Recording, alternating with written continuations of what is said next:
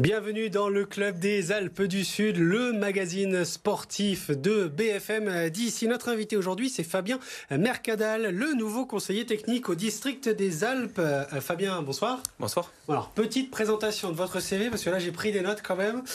Vous avez 51 ans, vous êtes né à Manosque, vous avez commencé à jouer à Digne-les-Bains, puis l'OM en réserviste, puis au Gap HAFC, à l'époque, ça s'appelait comme ça.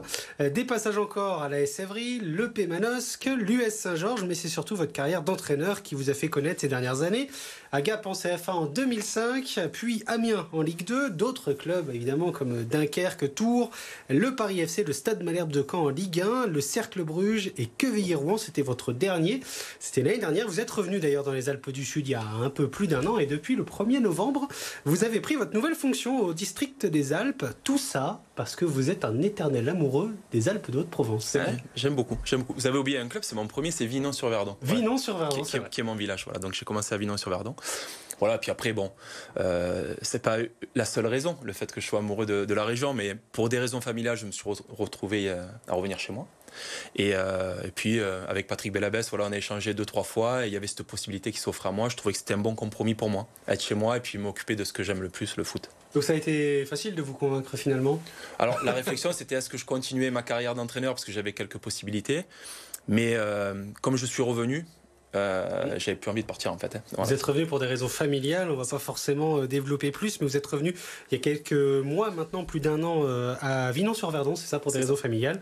Et puis vous vous êtes posé justement la question à ce moment-là de continuer ou pas en pro, peut-être de partir aussi à l'étranger. J'ai cru entendre que vous aviez évoqué Dubaï, des opportunités à Dubaï par exemple. Oui, bon, on est pas mal sollicité sur l'étranger, hein, de plus en plus. Voilà. Bon, après, c'était une réflexion. J'ai mené cette réflexion, j'ai bien réfléchi et puis je suis heureux ici, donc je suis resté ici. Alors justement, on va parler de votre nouvelle mission. Vous êtes CTD, conseiller technique départemental. Alors c'est plutôt régional, mais rattaché au district des Alpes. Cela consiste en quelques mots, à développer le football localement, détecter aussi les futurs cracks. Et depuis le 1er novembre, vous avez déjà rencontré des joueurs. Qu'est-ce que vous avez déjà appris de ces rencontres ? Bon, je connais le territoire, hein. Bien. Voilà, donc l'objectif c'est de voir le maximum de joueurs. Le premier objectif c'est de faire en sorte que le maximum de jeunes garçons ou de jeunes filles puissent jouer au football dans un climat serein. Dans de bonnes conditions aussi sportivement. Un climat adapté, un climat serein, dans de bonnes conditions, exactement. Et puis, effectivement, c'est pas parce qu'on est les Alpes qu'il n'y a pas la possibilité aussi pour certains, s'ils en ont l'envie et les aptitudes, voilà, d'essayer d'aller le plus haut possible et pourquoi pas avoir le haut niveau. Il y en a eu des Alpins. Alors là, pour l'instant, vous trouvez que ça pêche un petit peu en ce moment ? Non, sur ce sujet-là ? Non, il faut travailler en équipe. Je suis arrivé au district, il y a déjà Pierre-Yves Bernier qui est aussi CTD, plus orienté sur le foot A8. Moi, je suis plus sur le foot à 11. Mais travailler en équipe pour essayer, avec les clubs aussi évidemment, pour essayer de développer tout ça. Mais il y a des bonnes choses qui sont engagées déjà. Alors justement, vous disiez aussi accompagner des clubs, des joueurs au plus haut niveau et pourquoi pas aussi des clubs au plus haut niveau.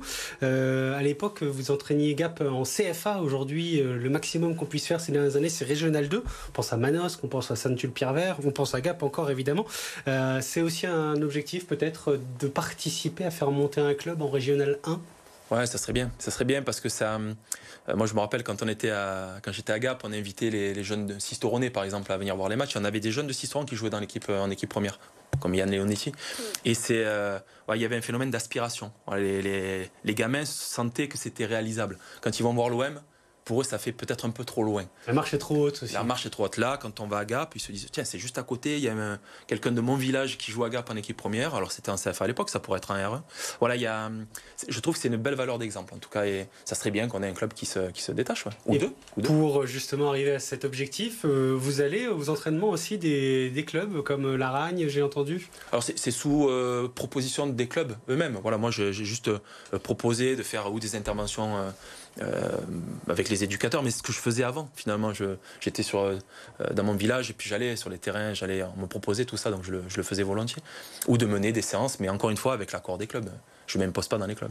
Ah oui, et il y a quand même beaucoup de clubs. Il paraît que vous avez dans votre bureau une carte avec toutes les épingles sur les Alpes du Sud. Non, c'est pas dans mon bureau, elle est au district et celle-là, elle est depuis des années, de nombreuses années, et je la trouve magnifique. Voilà, et l'objectif, c'est d'aller dans toutes ces épingles, de les visiter? C'est d'aller de partout. Hein. D'aller de partout. Je vais à l'Argentière mercredi pour mener une formation sur les éducateurs. Voilà, mais bien sûr, c'est d'aller le maximum d'endroits. Et qu'est-ce que vous faites dans ces formations avec les éducateurs? Est-ce que vous les coachez? Parce que j'ai vu que vous faisiez ça aussi, proposiez ce service de coaching. C'est une qualité, une compétence que vous avez en tout cas. C'est un peu différent en fait. Si vous voulez, il y a quelque chose qui a été mis en place par la Fédé. Voilà, et on essaie d'enrichir les éducateurs entre guillemets dans le domaine.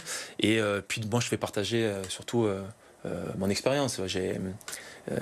Si vous voulez, pour les éducateurs, je représente quelqu'un qui vient du milieu amateur et qui est allé jusqu'en professionnel.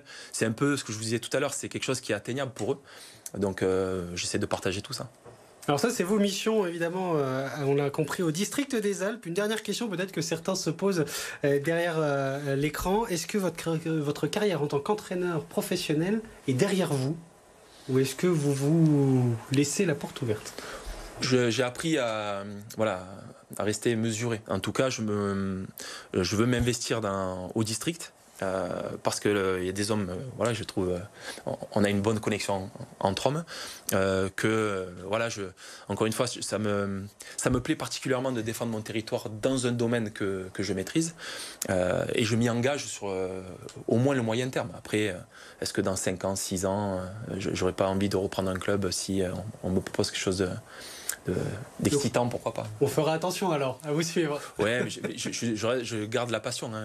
Le seul truc qui me manque dans mon boulot, c'est un peu l'excitation de la compétition et du haut niveau. Voilà. Mais tout le reste, je l'ai. C'est parfait, merci beaucoup Fabien Mercadal et re-bienvenue chez vous si je puis dire, et en tout cas au district des Alpes. On va continuer nous de parler football avec les résultats de la Régionale 2 ce week-end, justement on l'évoquait dans la poule B.